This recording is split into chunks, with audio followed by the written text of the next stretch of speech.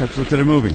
The Upside of Anger is one of those rare films out of Hollywood these days. Not a sequel, not a remake, not based on a television series or a comic book, but about mature people with mature problems for a mature audience.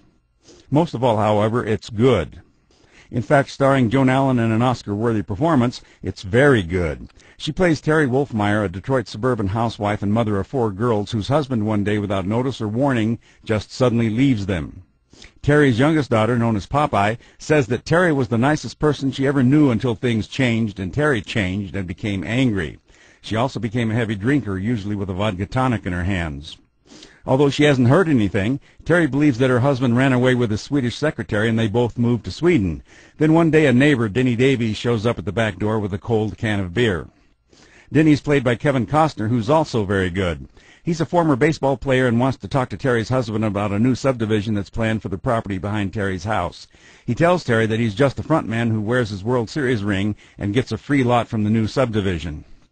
Terry tells Denny to go away and that her husband left her. So Denny says, "Let me in and I won't talk. I'll just sit here and drink with you." She does, he does, and they do, a lot. Denny has a radio talk show, but he refuses to talk about baseball on it, to the consternation of management and his producer. As he promises Terry, however, he does mention her on it.